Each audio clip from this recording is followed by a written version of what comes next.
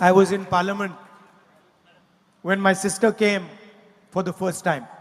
ഞാൻ എൻ്റെ അനുജത്തി എൻ്റെ സഹോദരി പാർലമെന്റിലേക്ക് വന്ന ദിവസം ആദ്യമായി വന്ന സമയം ഞാൻ പാർലമെന്റിലുണ്ടായിരുന്നു. And she is your new member of parliament. എൻ്റെ സഹോദരി എന്ന് പറയുന്നത് നിങ്ങളുടെ ഇന്ത്യൻ പാർലമെന്റിലെ പുതിയ ജനപ്രതിനിധിയാണ്.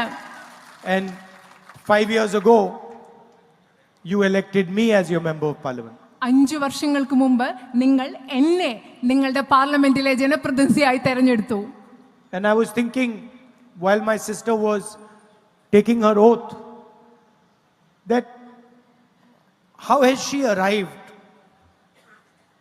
at the point where she's taking her oath?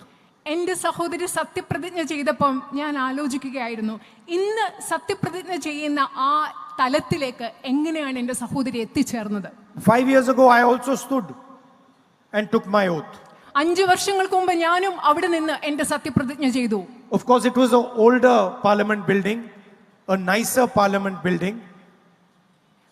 പക്ഷേ അന്നത്തേതെന്ന് പറയുന്നത് പഴയ പാർലമെന്റ് കെട്ടിടമായിരുന്നു, കുറച്ചുകൂടെ നല്ല parliament കെട്ടിടമായിരുന്നു അന്നത്തേത്. But we both took our oath and said the same thing.